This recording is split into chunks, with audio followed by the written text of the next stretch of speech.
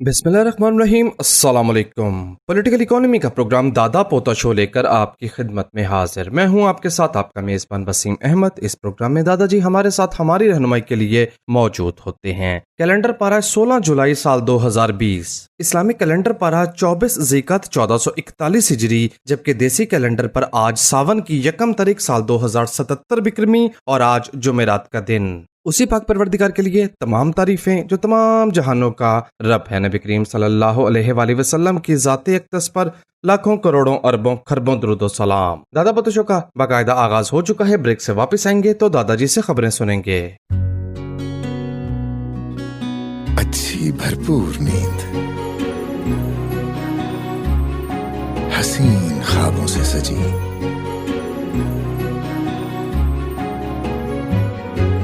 हर लम्हा सुकून, हर करवट आराम दे। सपनों की दुनिया में जाकर तो देखो, world class technology, unmatched comfort, UK phone लाकर तो देखो। ये खुशियां, ये त्योहार बढ़ाएं बहुत सा प्यार, ले जाएं अपनों के पास, लाएं शख्सियत में निखार। हमारे लिबास हमारी पहचान, सब लिबास हमारे। अहमद फैब्रिक्स, चौक चौबुर्जी, लाहौर।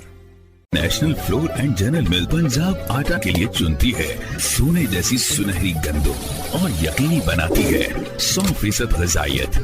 पंजाब गोल्ड आटा आपको दे एक्टिव लाइफ, ताकि आप मुस्कुराते रहें, गुनगुनाते रहें। बहू, अब गांव जाते हुए मैं भी पंजाब गोल्ड आटा लेकर जाऊंगी। अम्मी जान, अब आपको गांव जाने कौन देगा? पंजाब गोल्ड आटा, चक्की आटे से कहीं बेहतर। ब्रेक के बाद दादा पोता शो में खुशामदीद खबरों और उन पर तबसरों के लिए दादाजी की जानिब चलते हैं जो स्टूडियो में तशरीफ फरमा हैं। दादाजी अस्सलामु अलैकुम। वालेकुम अस्सलाम। दादाजी क्या हाल है? अल्लाह का बड़ा करम है, उसकी बड़ी इनायात हैं, नवाशिश हैं कि वो हमें ये मौका देता है कि हम आपकी खिदमत में हाजिर होते। बेशक बेशक। खबरों का दादाजी आगाज करें। यार वैसे ये बात समझ नहीं आई कि प्राइम मिनिस्टर साहब ने चलास एक जगह है ना जहाँ पे हम गए नहीं थे, तो उसके मुकाम पे वो स्टे भी किया था, और जिस होटल में हम रहे थे तो हमें बताया गया था कि दयामिर बादशाह की झील के अंदर डूब जाएगा। तो आप आखिरी पैसेंजर हैं यहाँ पे रहने वाले। उन दिनों बड़ा तेजी से काम चल रहा था, तो लगता था कि बस हम आखिरी पैसेंजर हैं। फिर मौजूदा हुकूमत आ गई, 3 साल के लिए उन्होंने काम रोक दिया, तो अब दोबारा शुरू होने लगा जी। उसकी जो है वो वज़ीर आज़म साहब ने उसका दौरा किया और उसकी जो खसूसियात हैं उसके ऊपर नज़र डाली है, और हमें बताया है कि पानी से जो बिजली बनेगी वो बड़ी सस्ती होगी। वैसे ये कुछ 150-200 साल पहले की रिसर्च है जनाब वज़ीर आज़म साहब, लेकिन चले अच्छा काम हुआ है और चले शुरू हो गई है। इसका पॉजिटिव इम्पैक्ट इकॉनमी के दूसरे शोबों पे भी आएगा। स्टॉक मार्केट पे तो आएगा ही आएगा, लेकिन सीमेंट सेक्टर पे आएगा, सरिये पे आएगा। अल्लाह ना करे कि आप आजकल बड़ा आपकी जो है वो आंखों में प्यार और दूध उतरा हुआ है आपको, वो मकबूल एंड कॉल्सन के लिए है। वो जो ब्लैक लिस्टेड कंपनी नहीं थी बीआरटी वाली, 3 ठेके तो उसको इस्लामाबाद में थमा दिए 2.25 अरब रुपए के, और बेड़ा गर्क वो कह रही है बीआरटी पेशावर का। अगर इसी कंपनी को इसमें भी कोई हिस्सा मिल गया, सब कॉन्ट्रैक्ट की बात कर रहा हूँ ना, अगर सब कॉन्ट्रैक्ट इसी कंपनी को भी मिल गया, हो सकता पिछों आप ही होइए ਉਹਦੇ ਵਿੱਚ, हो सकता है। हाँ, खुद ही हो उसमें है जी। तो मकबूल एंड कॉल्सन को अगर, और इसी की सजा दी हो हमने नवाज शरीफ को कि हमारी निजी कंपनी को इसने अक्सर हम खुद ही निकलते हैं, अक्सर निकलते हैं। 99% हम खुद ही निकलते हैं। वो जो है जी। वो अब उसकी तमीर का आगाज करने का ऐलान किया है जी, और ये पाकिस्तान में 3रा बड़ा डैम होगा। तो बहरहाल बहुत सारे डैम्स हैं जिनको पहले शुरू हो जाना चाहिए था, ये भी उनमें से एक है। 40 साल पहले इसको, वैसे 40 साल पहले तो ज़ियाउल हक साहब का बेड़ा गर्क हो, उन्होंने कालाबाग डैम को कंट्रोवर्शियल बनाया था फजल हक के साथ मिलके। अदरवाइज तो तरबेला 78-79 में मुकम्मल होता है, उसकी जो टनल्स चलती हैं। तो उसके बाद तो फिर उसके साथ ही फ़ौरन फिर कालाबाग का आगाज़ हो जाना था। तो कालाबाग तो था ही 2.5-3-4 साल का डैम, सारा उसका पेपर वर्क हो चुका था। तो अगले 4-5 साल में वो हो जाना था, तो लोड शेडिंग ना आती। फिर ज़ियाउल हक साहब का बेड़ा गर्क हुआ, अल्लाह ताला उनको करवट दोज़ख नसीब करे। उन्होंने अपने जर्नैलों में बैठ के इसको कंट्रोवर्शियल बनाया। जनरल फजले हक साहब अल मरूफ कंटेनर में हीरोइन स्मगल करने वाली सरकार, लोग कहते हैं जी उनके जो इर्द गिर्द थे, उन्होंने इसका बेड़ा गर्क किया जी और इसे पख्तून वाली इशू बना दिया। और नतीजे के तौर पे हालांकि उनको जवाब भी शमसुल मुल्क साहब ही दे रहे थे, पख्तून ही उनको काउंटर कह रहा था आगे से, लेकिन ANP को मौका चाहिए था, वो ले चढ़ दौड़ी, उसने उसके ऊपर अपनी पॉलिटिक्स की और वो बेड़ा गर्क हो गया। ये भाषा उसके बाद आना था जी, और ये 92 तक भाषा मुकम्मल हो जाना था, आप अंदाजा फरमाए। और अगर ये दोनों डैम अपने सीक्वेंस में बन जाते तो पाकिस्तान के ऊपर कभी भी ये मुसीबतें ना नाजल होती जो अब नाजल हो रही। 92 में बन जाना था, 92 में भाषा बन चुका होना था। माशाल्लाह 28 साल लेट हैं हम। क्या थोड़े बहुत लेट नहीं हुए? नहीं, और 8 साल लगेंगे इसको बनने में, 28 और 8 36 साल। तो 36 साल में तो चीज अपनी अहमियत खो देती है ना। अब भाषा की शायद वो कंट्रीब्यूशन हमारी इकॉनमी में ना हो सके। वैसे भी अगर आपको मैं याद दिलाता चलूं तो नीलम झेलम हाइड्रो पावर प्रोजेक्ट जो था, जो कि इब्तदाई जिसका जो था वो 80 अरब रुपए था, वो हमने 520 अरब रुपए में मुकम्मल किया था। और गन पॉइंट पे फेडरल कैबिनेट से डिसीजन करवाया था कि ना इसका ऑडिट होगा और ना इसके ऊपर कोई सवाल किया जाएगा आइंदा। क्लोज ट्रांजैक्शन हो गई ना। तो 525 में से अगर 80 निकाल दें तो बाकी कितने रह गए? 450 अरब रुपया। यानी ये कौम को कोई हक नहीं है कि वो नीलम झेलम पे लगने वाले 450 अरब रुपए का हिसाब मांग सके किसी से। मजा है, और जो बिलों में हम देते रहे हैं नीलम झेलम, उसका कोई हिसाब मांग सके, कोई हक नहीं है इसको, क्योंकि गन पॉइंट पे फैसला करवा लिया गया था कि इसको खोले ना दोबारा, इस फाइल को, या इसको कोई पता नहीं, उसका रिकॉर्ड भी जाया कर दिया गया हो, कोई आग शाग लग गई हो। इत्थे अग्गा लगदियां ने असल दे विच, जिनका नाम लेना भी जो है वो गुनाह है। बल्कि यार अब मुतात हो जाओ, मतीउल्लाह जान को चीफ जस्टिस ऑफ पाकिस्तान ने बुला लिया भाई, उन्हें को ट्वीट कर चढ़ी, एक ट्वीट पे बुला लिया जी, ट्वीट खुद बुलाया और अटॉर्नी जनरल को कहा हमारी असिस्ट करे, और पाकिस्तान बार काउंसिल और वो जो क्या है सुप्रीम कोर्ट बार एसोसिएशन सबको बुला लिया जी। माशाल्लाह माशाल्लाह। जब ये प्रोग्राम आपकी समातों पे टकराएगा तो वो होगा वहां पे, ठीक है। अब क्या करें, मतीउल्लाह जान के साथ हमारी तमाम हमदर्दियां हैं, ठीक है। और लेकिन मतीउल्लाह जान साहब की भी बात बड़ी सख्त होती थी अदलिया के मामले में भाईजान, ये भी अपनी जगह पे एक हकीकत है। तो वज़ीर आज़म का बयान अलग छापा गया है, और जनरल आसिम सलीम बाजवा साहब जो है उन्होंने यही बातें की हैं, उनका बयान हमने एहतियातन अलग छापा है, ठीक है। और बाद जालमों ने तो आसिम सलीम बाजवा का बयान ऊपर छापा है और इमरान खान का बयान नीचे छापा। जालिम नहीं है, अक्लमंद है, उनको पता है, ठीक है। आसिम सलीम बाजवा साहब की हेडलाइन लगा के ना नीचे जो ब्रीक सी कैच लाइन, उसको हम कहते हैं जी अपनी जुबान के अंदर, वहां पे वजीर आजम साहब का बयान छाप दी। बहुत अच्छा किया। वहां पे वजीर आजम ने ये कहा, हेडलाइन आसिम सलीम बाजवा साहब की निकली है जी, बड़ी बात है जी। उसकी तफसीलात नहीं दी गई कि कितने पैसे लगेंगे कितने नहीं लगेंगे, वो तो कौम जो है वो देती जाएगी, हम लगाते जाएंगे। हिसाब किताब का था, मोहब्बतों में हिसाब किस चीज का होता है जी। सही बात है, चले ना करें ना करें, नहीं तो मोहब्बतों में कोई हिसाब नहीं होता। हाँ, लेकिन मोहब्बत से दुनिया जलती है ना। मोहब्बत करने वालों को कभी किसी ने चैन से रहने दिया? मोहब्बत करने वाले, यार मैं मंगे तंगे के लैपटॉप के ऊपर खबरें देख रहा हूँ और मुझे नजर नहीं आ रही। दयामिर बादशाह के बाद एक मुंहज़बानी खबर मुझे याद है, उधार की, जो कर्ज लिया इस हुकूमत ने। कर्ज को काउंट करने के 2 तरीके होते हैं। कौमी कर्जे को जब आप काउंट करते हैं, शुमार करते हैं उसका, तो आप हुकूमती कर्जा का शुमार करते हैं। पाकिस्तान के अंदर बहुत सारे ऐसे निजी इदारे हैं जिन्होंने कर्ज ले रखे हैं बैनुल अक़वामी इदारों के साथ, उनको काउंट नहीं किया जाता कौमी कर्जों के अंदर, ठीक। लेकिन चूंकि गाली बड़ी नहीं होती ना, 23,000 अरब रुपया जो है वो था हुकूमत का कर्जा, तो हमने बद इंटेलेक्चुअल डिसऑनेस्टी की, ज़ाहिर किसी लाल बुजक्कड़ ने बताया होगा कि इस तरह फिगर बड़ा हो जाएगा, तो प्राइवेट शोबे का कर्जा भी उसमें शामिल कर लिया जी। और यूं इमरान खान साहब गाते रहे कि 30,000 अरब रुपया, 30,000, उसके अंदर जी निजी शोबे ने जो कर्जा लिया था ना वो भी शामिल कर दिया गया था।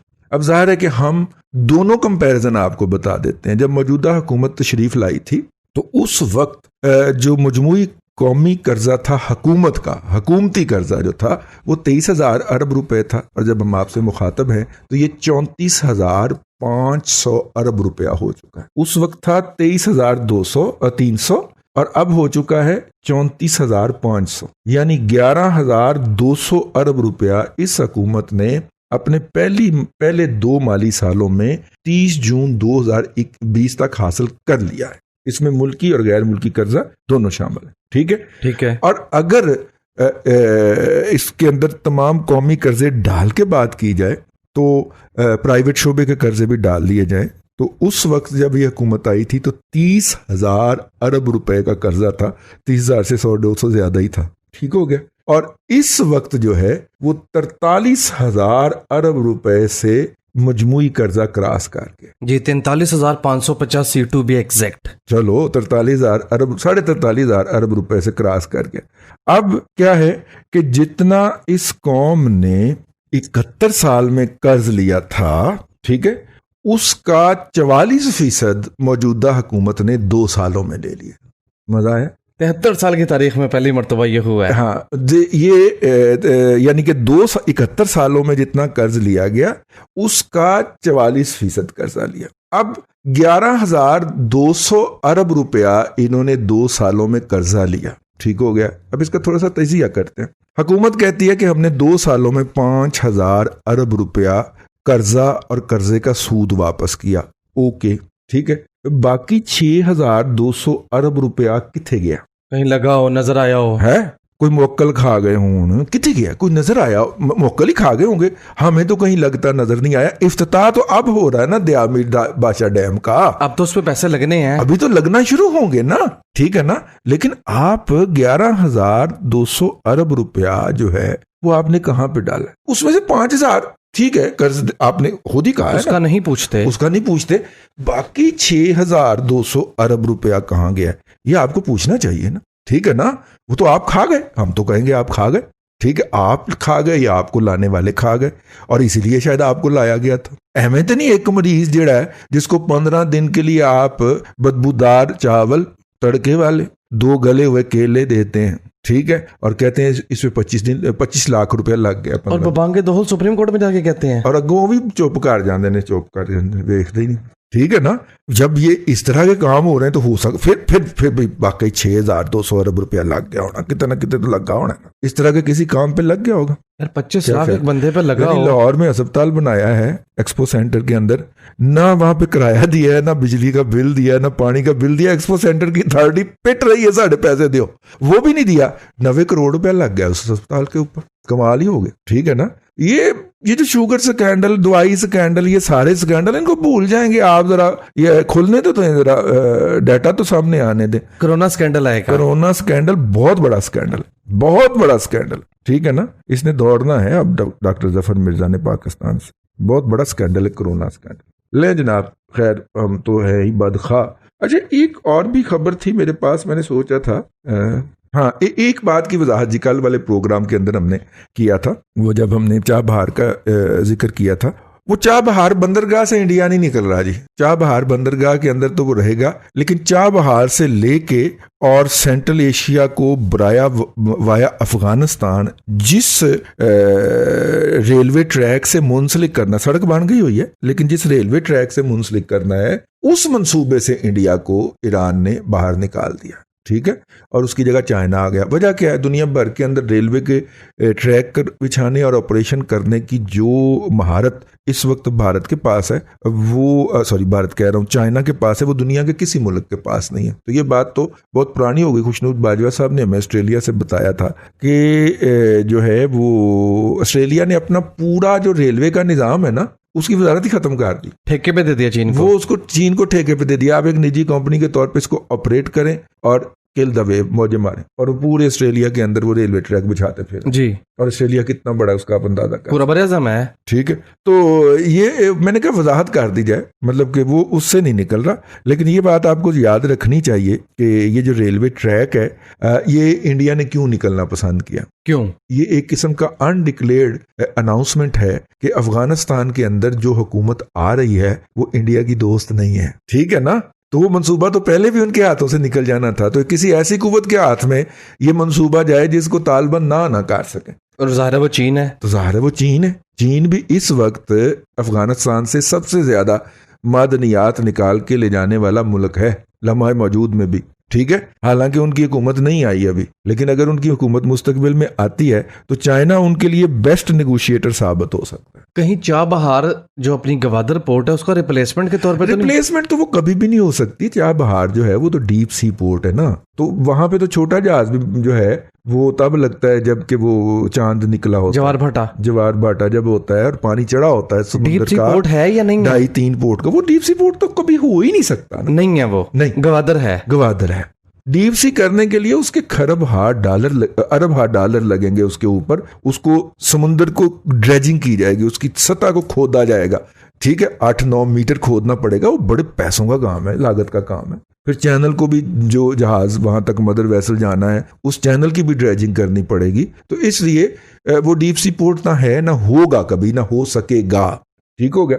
वो एक सैटेलाइट पोर्ट हो सकता है कि वहां से छोटे जहाज़ों के ऊपर सामान लाद के तो बड़े बंदरगाह की तरफ भिजवाया जाए, जिस तरह हमारा कराची पोर्ट है। बुरा ना बनाइएगा, लेकिन कराची पोर्ट यही है ना, छोटे जहाज या दरमियाने जहाज आ सकते हैं। अब एक ड्रेजर खरीदा है, एक बहरी जहाज हमने तुर्की से खरीदा है या शायद चाइना से खरीदा है। उस बेचारे को यही फुर्सत नहीं है कि जो पहले वाले चैनल है उनकी ड्रेजिंग करे। अगर आपने सुना हो, अगर आपको याद हो, 2013-14 की बात है, 2 जहाज ऊपर थले जो थे वो फंसे थे कराची में। जी, ठीक है, तेल वाला भी चैनल में फंस गए थे, ठीक है। और उस फंसने की वजह ये थी कि नीचे सिल्ट जो है या रेत जो है वो या गंद जो है वो तय के अंदर उसको इकट्ठा हो गया हुआ था। अब उस गंद को खोद के निकालेगा और वो उसकी गहराई इतनी रखेगा कि जहाज नीचे जमीन के साथ ना टकराए और यूं आके वो बर्थ के ऊपर, किनारे के ऊपर लग जाए और फिर वहां से वो सारा कुछ हो। तो ये 2-3 खबरें थी, मैंने कहा आपकी गोशगुजार कर ली जाए। वक्फा लें। सामने क्रम पॉलिटिकल इकोनॉमी का प्रोग्राम दादा पोतो शो आप समाप्त फरमा रहे हैं। वक्फा दादा पोतो शो के साथ रहिए। अच्छी भरपूर नींद, हसीन ख्वाबों से सजी,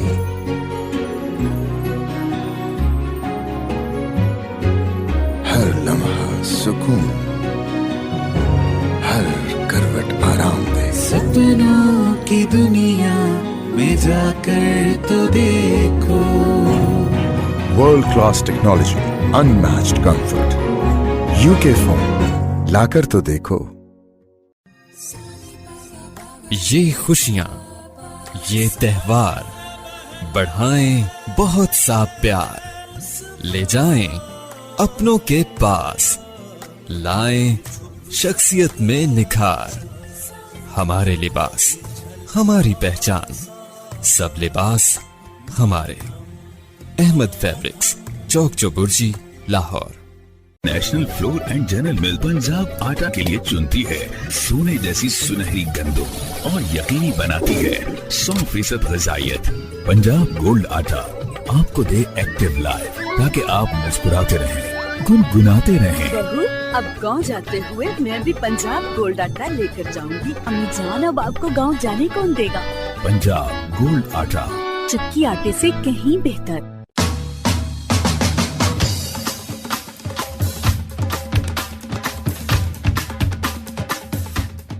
ब्रेक के बाद दादा पोतो शो में खुश आमदीद। पॉलिटिकल इकोनॉमी का प्रोग्राम दादा पोतो शो आप समाप्त फरमा रहे हैं। सामने कराम, प्रोग्राम के इस हिस्से में आपके पैगामात शामिल करने का वक्त हुआ चाहता है। दादा पोतो शो में शामिल होने के लिए फेसबुक के थ्रू आप हमें मैसेज कर सकते हैं। हमारे फेसबुक पेज का एड्रेस है facebook.com/दादा पोतो शो ऑफिशियल, या फेसबुक की सर्च बार में लिखिए दादा पोतो शो। हमारा पेज आपके सामने आ जाएगा। इस पेज पर प्रोग्राम से पहले फीडबैक पोस्ट मौजूद होती है। पोस्ट के अंडर कमेंट कीजिए और दादा पोतो शो तक अपनी बात पहुंचाइए। सामने ग्राम, दादा पोतो शो सुनने के लिए आप YouTube पर हमारा चैनल सब्सक्राइब कीजिए, youtube.com/दादा पोतो शो ऑफिशियल, या आप YouTube में सर्च करें दादा पोतो शो। हमारा चैनल आपके सामने आ जाएगा। इस चैनल को सब्सक्राइब कीजिए, लाइक कीजिए। आपको रोजाना दादा पोतो शो के नोटिफिकेशन YouTube के थ्रू मिल जाया करेंगे। दादा पोतो शो से मुतालिक नोटिफिकेशन हासिल करने के लिए आप हमारे व्हाट्सएप नंबर पर भी सब्सक्राइब कर सकते हैं। हमारा व्हाट्सएप नंबर है 03134850 315 0313 48 50 315। जी दादाजी, फीडबैक शुरू कर दूं? बिल्कुल जी, बिस्मिल्लाह बिस्मिल्लाह। पहला मैसेज कामरान खान का है। सलाम दुआ के बाद पूछते हैं, दादाजी यूट्यूब पर आजकल अमेज़न के ऑनलाइन बिजनेस की बहुत सी वीडियोस आ रही हैं, क्या ये काम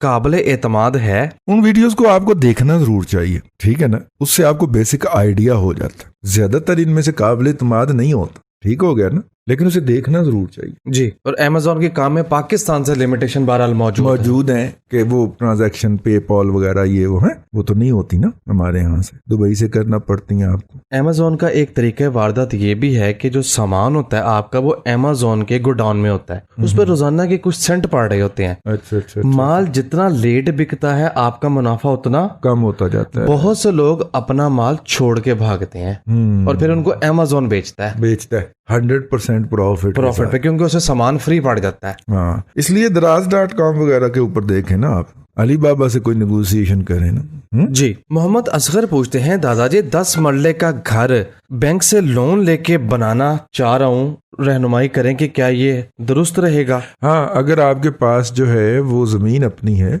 अपने कुल कीजिए इरादे तो अलावा जी। अगर आपके पास प्लॉट अपना हो तो बहुत अच्छी प्रपोजिशन है, लेकिन अगर आप कहेंगे प्लॉट भी बैंक से लेके तो फिर बनाऊंगा तो वो जरा मुश्किल हो जाती। और मॉडरेट सा बनाएं, सी ग्रेड कंस्ट्रक्शन करें, उसमें लोकल चीजें लगाएं ताकि वो ज्यादा एक्सपेंसिव ना हो। जी। शेब शहरियार पूछते हैं, दादाजी आप दादा पोतो शो में आप पिछले कोई 1 साल से कह रहे हैं कि पाकिस्तान के हालात मखदूश और दिवालिया होने की बातें भी होती हैं, इस सूरत हाल से एक आम आदमी की जिंदगी पर क्या तब्दीली आएगी और क्या करें कि इससे कम मुतासिर हो? यार, आम आदमी की जिंदगी के ऊपर तब्दीली आ रही है ना, आप देख नहीं रहे कि लोग जो हैं वो अपनी बहुत सारी चीजों पे कॉम्प्रोमाइज कर रहे हैं, ठीक है ना। अब मतलब कि मैं अपनी जात का कोई बात नहीं करना चाह रहा, मेरी जात में भी मेरे बहुत सारी चीजों के ऊपर कॉम्प्रोमाइज हुआ है इस वजह से, ठीक है। और भी बहुत सारे लोगों को मैं ऑब्जर्व कर रहा हूं कि वो अपनी बहुत सारी नेसेसरी चीजें, यार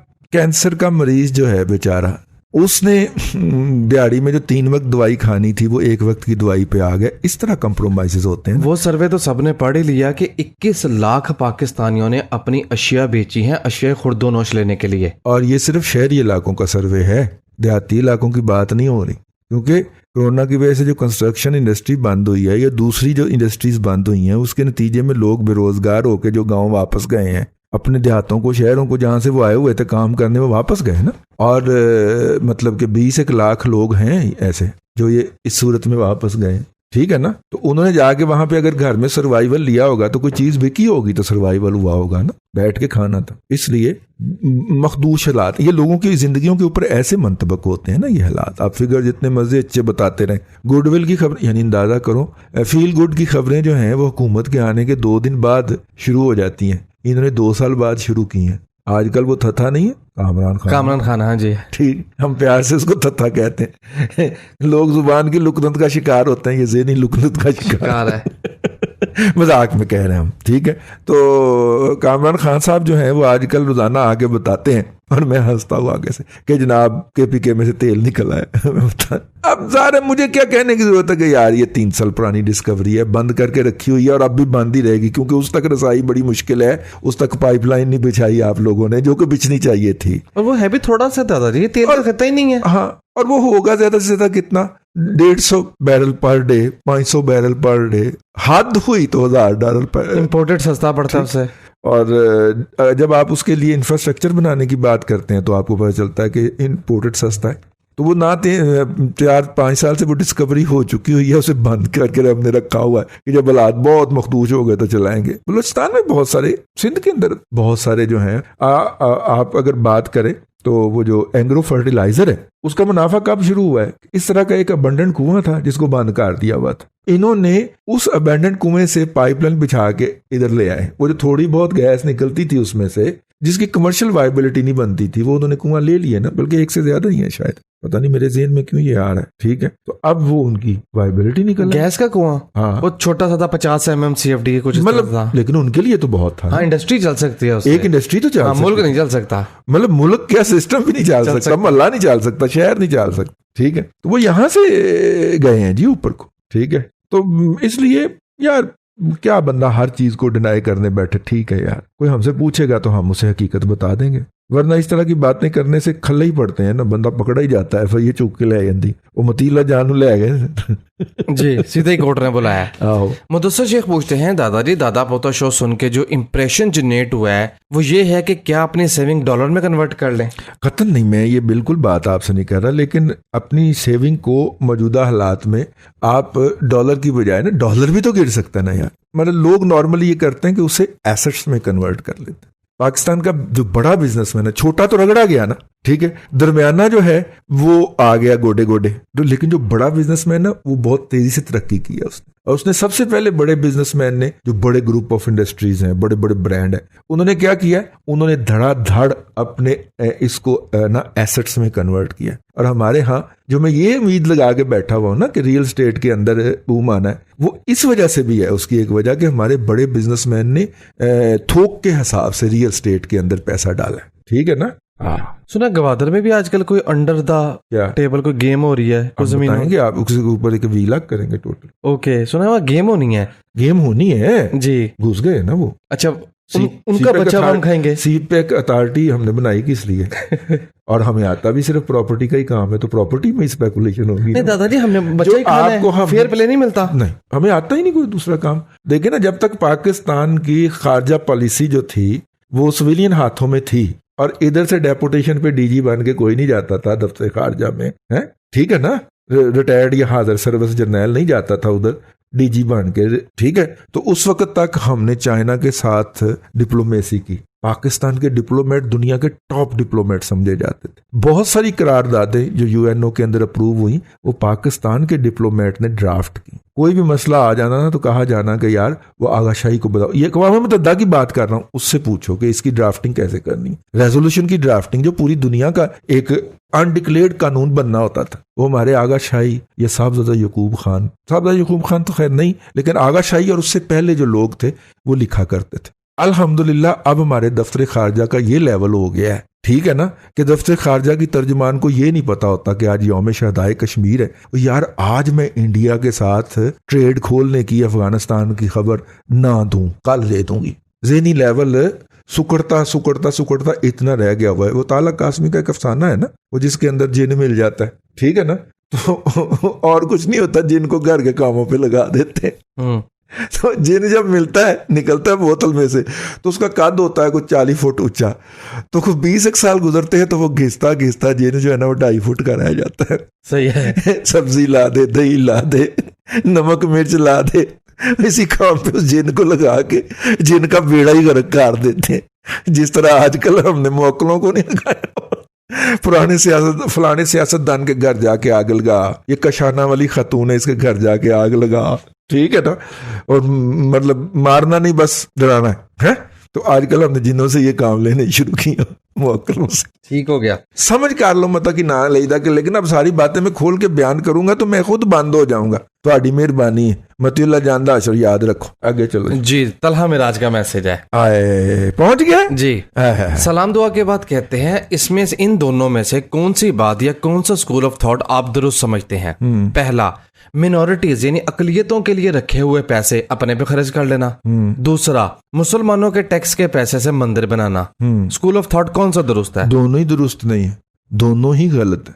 अकलियतों के पैसे और ख़ास तौर पे उनके जो हैं वो ट्रस्ट जो है ना, मतलब अब तो जो मंदिरों के ऊपर चढ़ावा चढ़ाया जाता है वो भी ट्रस्ट प्रॉपर्टी बोर्ड के पास ही आता है ना, ठीक है। मतलब वो अलग बात है कि आपके मुल्क के ऊपर वो मुसल्लत हैं जो ज़कात, सदकात, खैरात, कुर्बानी की खालें सब खा जाते हैं और ऑफशोर में जमा करा के कहते हैं कि न्याजी सर्विसेज लिमिटेड ठीक थी, और उसके ऊपर साकब ने साजा है चमूना जो है, गंदी नाली का गंदा कीड़ा जो है, वो सादक और अमीन जैसे मुकद्दस अल्फाज की मोहर भी लगा जाता, वो अलग बात। लेकिन जो इस्लामिक टीचिंग है उसके तहत आप गैर मुस्लिम अकलियत गैर मुस्लिम ही होती है, मुस्लिम मुआशरे के अंदर अकलियत का पैसा जो है इस्तेमाल नहीं कर सकते किसी भी पर्पस के लिए, अनटिल एंड अनलेस उनके जो डिक्लेयर्ड हेड हैं।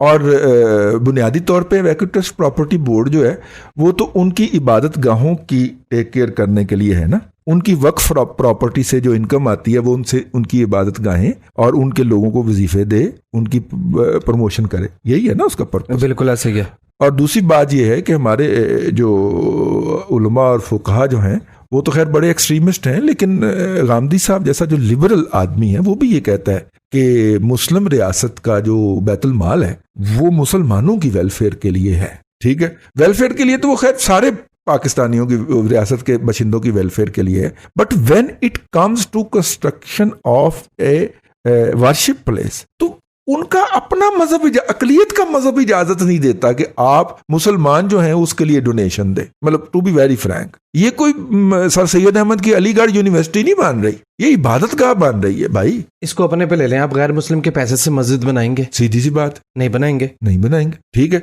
इस तरह गैर मुस्लिम भी तो कुछ सोचता होगा ना अपनी इबादत गाह के बारे में। वो आपकी डोनेशन से या आपके पैसों से या आपके सदके से अपनी नहीं बनाएगा इबादत। उसकी भी एक अना है, गैरत है। अना गैरत के अलावा उसका भी तो एक मजहब है ना यार। जी जी, उसके बिलीफ सिस्टम तो नहीं बनाएगा, ठीक है ना। तो इसलिए उनको बनाने का पूरा हक है, रियासत उसको फैसिलिटेट करे, लेकिन मुसलमानों के पैसे से नहीं। वो उनको कहें कि आप अपनी जो है वो फंड्स जनरेट करें। ये ना हो कि उधर से भी लेके आप खा जाएं और करतारपुर मंदिर का जो है वो 17 अरब रुपया हुकूमत पाकिस्तान से भी ले लें। ये नहीं हो, करतारपुर राहदारी का ये नहीं हो सकता। इसका मतलब है आप करप्ट हैं और आप करप्शन करना चाह रहे हैं और उनके नाम के ऊपर पैसा हड़प करना चाह रहे हैं। जी, मीर इमरान पूछते हैं, दादाजी सीमेंट सेक्टर में इन्वेस्टमेंट करने का क्या ये वक्त मुनासिब है?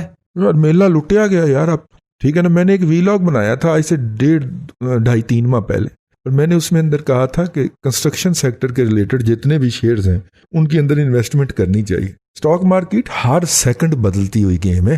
अब 2.5 माह पुरानी बात अब नहीं सुनते तो मैं क्या करूं, अपना हमारा काम तो आवाज लगा देना। अब चीजें बहुत ऊपर चली गई हैं, परसों इन्होंने बताया भी था कि खतरनाक लेवल पे चली गई हैं, ठीक है। और यहाँ पे अगर झूलेगी मार्केट तो बहुत सारे लोग नीचे गिरेंगे, जामनुओं की तरह खड़केंगे नीचे गिर के। तो इसलिए मैं तो भाई नहीं हूं इस वक्त इस मार्केट का गाहक। और इसकी पहली दलील आप ये देखिए कि 10, 12, 15, 18 मुस्तकिल पॉजिटिव सेशंस के बाद, यानी तेजी के बाद 15 जुलाई वेडनेसडे की मैं बात कर रहा हूँ, कल की मार्केट 66 पॉइंट नेगेटिव रही है। हाँ। मार्केट में तेजी का जो पोटेंशियल है वो कम होता जा रहा है।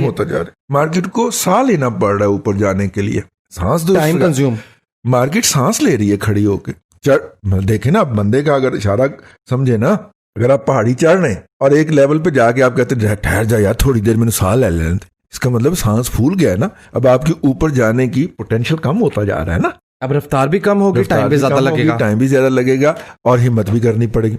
ठीक है, मतलब हमने मेरा ख्याल है 4 या 5 दफा क़याम किया था जब गारे हिरा पहुंचे थे, ठीक है। तो एक सर्टन लेवल के बाद हम कहते थे यार ठहर यार हमारी बस हो गई। वो जो था ना गाइड जो था वहां पे हमें मिला हुआ था, वो पाकिस्तानी था, पैदाइश उसकी सऊदी अरब में हुई थी और चूंकि उसकी फैमिली बहुत पुरानी थी तो उसको सऊदी नेशनलिटी भी मिल गई, सऊदी पासपोर्ट था उसके पास, लेकिन पंजाबी और उर्दू उसको डट के आती थी, ठीक है। बल्कि हमने बाद में उसके साथ खाने वाने भी खाए ना, मतलब मकामात मुकद्दसा से हट के, तो पंजाबी की गालियां तक उसे आती। सुभान अल्लाह। इसका मतलब है अहले जुबान था, ठीक है ना। तो जाहिर है उसने अपने बुजुर्गों से सीखा होगा ना, यहाँ पे तो आया ही नहीं हुआ था। तो उसको भी हमें कहना पड़ता था यार बस अब ठहर जा। और मोहम्मद इब्राहिम, आपका मैसेज भी, गुफ्तगू का ये हिस्सा आपके मैसेज के लिए भी था। आपने कहा कि जब मार्केट गिरी, दादा पोतो शो सुना, पेट्रोलियम के शेयर खरीदे और अच्छा प्रॉफिट हुआ। क्या अब गुंजाइश है? तो ये आपने गुफ्तगू का ये वाला हिस्सा सुन लिया कि अब चीजें बहुत डेंजरस हो गई हैं, डिप ले लेने दें। मतलब एक दफा ना 37 पे नहीं किया तो 39 पे आपको 37 से ही वापसी ना शुरू हो जाए, लेकिन एक दफा चीजों को डिस्पोज ऑफ कर दें, प्रॉफिट सारा अपना, अगर चीजें प्रॉफिट्स में हैं तो प्रॉफिट अपना जेब में डाल लें, ठीक है। फिर मार्केट नीचे को आई तो आपको दोबारा खरीदने का मौका मिलेगा। और अगर मार्केट ऊपर को चल पड़ी, जो कि इसका 45,000 पॉइंट का लेवल है, तो उस वक्त भी आपको गड्डी तो अवेलेबल ही होगी ना, दौड़ के बैठ जाइएगा। जैसा कि आपने कहा कि उस वक्त बाइंग की थी, स्टॉक मार्केट में सबसे अहम तरीन बात बाइंग का वक्त होता है कि चीज को खरीदना कब है। सही वक्त पे सही फैसला आपको स्टॉक मार्केट में अच्छा रिटर्न दे देता है, लेकिन इस वक्त सही वक्त मैं तो बिल्कुल भी नहीं कहूंगा। और मैं आपको एक और बात बताऊं, ये जो हमारा मशरकी हमसाया है ना मोदी, ठीक है ना, उसको चंगी फेंट पड़ी है अमेरिका से और सॉरी चाइना से, और अब उसने कुछ तो दिखाना है, ठीक है ना। एक तो मीडिया के जरिए झूठ बोलेगा, 80% ये हो गया, 20% उसमें हकीकत डालने के लिए ना उसने कोई सर्जिकल स्ट्राइक करनी है, पाकिस्तान पे हल्का फुल्का हमला करना है, और इधरों पहला बम चलना है, उधरों मार्केट डाउन हो जानी है। और मेरी छठी इस कह रही है कि ये उसने मौका फराहम करना है, तैयार बैठी है मार्केट। हाँ, और मार्केट उसके लिए तैयार हो गई है। तो अगर उसने ये मौका फराहम करना है कि उधर से वो है दाज होवे और इधर मार्केट भी क्या हो जाए नीचे को, है, तो वो जब उस वक्त मार्केट फ्री फॉल में होगी तो आप उस वक्त के लिए अपना कैश इन हैंड क्यों नहीं रखते? सजेशन है, वैसे हो सकता है ना ही हो ये, ठीक है, लेकिन उसको अपने साइकोलॉजिकल बूस्टर के लिए एक इस तरह की वॉर जरूरी है। मैं ये स्टडी करके बैठा हूं, मैंने इस पे वीलॉग भी कर दिया है और मैं आपको आज दादा पोता शो में भी अर्ज कर रहा हूं कि इंडिया के लिए पाकिस्तान के साथ हल्की फुल्की छेड़छाड़ बहुत जरूरी है, जिंदा रहने के लिए भी तो जंग अपने सर्वाइवल के लिए। हमें जरूरी नहीं है, हम कह रहे हैं कि नहीं अमन रहे, ठीक है, और हम उसे ये भी कह रहे हैं कि तुम्हारे साथ वही करेंगे जो हमने 27 फरवरी को की थी तुम्हारे साथ, ठीक है, उधार नहीं रखना अब हमने नया। उसकी वजह यह कि हमें यार अंदाजा करें हम उस पोजीशन में हैं कि पुरानी चीजों को जोड़ के ना तो नया काम चला लेते हैं, ठीक है ना। अब जो हमारा वो त्यारा उड़ा था जिसके अंदर से हमने उसके सारे वो कम्युनिकेशन जैम कर दी थी और सुखोई इसी वजह से गिर गया था और उन्होंने बम मिसाइल मार के अपना ही हेलीकॉप्टर नीचे गिरा दिया था। अब पता करें वो कितने ही साल पुराना त्यारा है, फिर सिर्फ उसके ऊपर हमने जैमिंग के नए चीजें लगाए हैं और उसके अंदर जो सॉफ्टवेयर है वो हमारे बच्चों ने खुद बनाए है भी तो देखो ना। और जिससे हमने एन परफेक्शन के साथ बम गिराए हैं मिराज के जरिए, मिराज भाई के जरिए जी है। तो मिराज भाई जो है वो 67 में लिया था हमने, 67 में, वाह साल हो गए है ना। जी जी बहुत 67 तो 30 साल, वो 33 साल, 50 साल से और 20 साल, 53 साल का बाबा हो गया वो। और 53 साल का बाबा जो था वो जाके उनको घर में मार के आया, ठीक है ना, अगर आपको याद हो। और फिर जब वो पीछे से आए आगे से जनाब, फिर हमारे JF थंडर ने फड़काया उनको और जो बच गया JF थंडर से। अब देखें MKI सुखोई 30 जो है वो दुनिया का माना हुआ त्यारा है इस वक्त, ठीक है ना। और अगर हमने उसको जैम कर दिया, उसके कम्युनिकेशन सिस्टम को और उसका जमीन के अपने मरकज से राब्ता तोड़ दिया, तो हमारे पास तो कोई भी चीज 50 साल से नई नहीं थी। तो हमने उनको सिर्फ जोड़ा कुछ इस तरह से, कोऑर्डिनेट कुछ इस तरह से किया कि वो ऐसा सोजो गुदाद उसमें से निकला है कि अब वो इंडियन जो हैं वो जितना मर्जी कहते रहे। आपने हसन सदीकी वाली पहली कॉल सुनी थी? मैं कल वैसे ही इस पे स्टडी कर रहा था जब मेरा कंप्यूटर देहांत हुआ है, जब मेरा लैपटॉप अपना फौत हुआ है, जब मेरे लैपटॉप की फौतगी हुई है, तो उस वक्त मैं यही देख रहा था और मैं यही सोच रहा था कि यार हसन सदीकी कह रहा है कि हमने 3 जगह पे जो इनको फड़काया है ना, तो आपको पता नहीं है कि हमने क्या उनके ऊपर ना तबाही नाजल की है, ठीक है। अब ब्रिगेड हेडक्वार्टर के ऊपर उसने कहा कि हेडक्वार्टर में उन्होंने कहा नहीं, खुले में मारा है हमने उनको। अब खुले में अगर परेड श्रेड हो रही होगी या गैदरिंग होगी और उसके ऊपर, और सुबह के वक्त तो परेड होती है ना, और उसके वक्त ऊपर उन्होंने मारा होगा तो भाईजान कैजुअलिटीज बहुत ज्यादा होंगी। उन्होंने डिक्लेयर नहीं की और पाकिस्तान की हमेशा ये पॉलिसी रही है कि अगर वो डिक्लेयर नहीं करते तो हमें क्या जरूरत है, कान तो हो गए ना, पता तो चल गया उन्होंने हम कितना का डैमेज कर सकते हैं, ठीक है ना। जो बम हमने ब्रिगेड हेडक्वार्टर के ऊपर मारा है, जहां पे पांव के ऊपर गली गोली लगी थी उसके बपन रावत के, हैं, तो वही उन्होंने बताया ना, बल्कि उन्होंने नहीं बताया, तो बाद में खबर आई ना कि मसूफ के जो वहां पे बम मारा था उसका जो छरा उड़ के उसके गिट्टे में लगा था, ठीक है, और वो कई दिन जेरे इलाज रहा था। तो वो इंडियन मीडिया ने बताया तो हमने कहा अच्छा। अभी बहुत सारे अच्छा करने के मौके हैं, ठीक है, जो कि परवीन साहनी जैसे। परवीन साहनी बड़ा कमाल का आदमी है जी, इंडियन फौज का रिटायर्ड कर्नल है, और लेकिन वो बात जो है वो सीधी करता है और हकीकी करता है, बड़ा नेशनलिस्ट है। लेकिन अगर आपने सही और सच सुनना है इंडिया में से किसी से, तो परवीन साहनी को यूट्यूब पे जरूर सुने। तो आप कह रहे हैं इस हजीमत के लिए वो कुछ इस हजीमत से निकलने के लिए वो कोई मोदी जो है वो सर्जिकल स्ट्राइक या इस तरह की हरकत कर सकता है, पाकिस्तान के खिलाफ ऐलान जंग भी कर सकता, और उस दिन के लिए पैसे जोड़ के रखें, उस दिन के लिए पैसे जोड़ के रखें। और ये जो सिलसिला है ये आइंदा मुझे लगता है कि ये नवंबर तक कोई ना कोई आपको बात सामने आ जाएगी। वैसे भी अमेरिका ने उसको इस्तेमाल शुदा टैंक, एक्सपायर होने वाले मिसाइल और कुछ जहाज जो हैं रशिया ने वो भिजवाए हैं, जिसकी बुनियाद पे वो 4 दिन उछलेगा। राफेल भी आ गया है, हाँ। 6 राफेल नए आए हैं, राफेल अब उछलेगा ना, अब वो उछलेगा। और चाइना की तरफ तो जोर चलना नहीं है क्योंकि चीने मारते बहुत बुरा है, तो हमारी तरफ जोर चलना है, और हमारी तरफ जब जोर चलना है तो मार्केट ने गम करके नीचे गिरना है। मेरी ख्वाहिश है उस दिन के लिए आपकी पूरी तैयारी हो, ठीक है। आउट ऑफ शेयर सिंसेरिटी में आपसे ये अर्ज कर रहा हूं, मेरी इसमें कोई वो नहीं है, मुफाद नहीं है, ना तुसी मैनू फीस देनी है। जल्दी टाइम हो गया। सामीन इकराम दुआ करें, आज मैं आपसे खुसूसी दुआओं की दरखास्त कर रहा हूं। मेरा जो लैपटॉप है वो ऑपरेशन थिएटर में है, तो अल्लाह करे उससे कोई अच्छी खबर आए, वरना फिर मेरा मतलब है कि मैं तो लैपटॉप के जरिए ही सोशल मीडिया करता हूँ, तो सोशल मीडिया भी गया और ख़बरें भी गई। फिर वो अखबार ख़रीदने पड़ेंगे, वरना तो मैं सुबह सारे अखबार लैपटॉप से पढ़ लिया करता था। बस दुआ करे बच जाए हमारा लैपटॉप। अल्लाह आपको आसानियाँ अता करे और आसानियाँ खल्क़ खुदा में तकसीम करने की तौफीक अता करे। आमीन आमीन। दादाजी बेहद शुक्रिया। सामने कराम पॉलिटिकल इकोनॉमी का प्रोग्राम दादा पोता शो आप समात फरमा रहे थे। ये था आज का दादा पोता शो। मैं उम्मीद करता हूँ कि आज का प्रोग्राम आपको पसंद आया होगा। अपने मेज़बान वसीम अहमद को दादाजी के साथ इजाज़त दीजिए। इंशाअल्लाह उल अज़ीज़ आपसे मुलाकात होगी कल तक के लिए अल्लाह हाफिज़। अच्छी भरपूर नींद, हसीन ख्वाबों से सजी,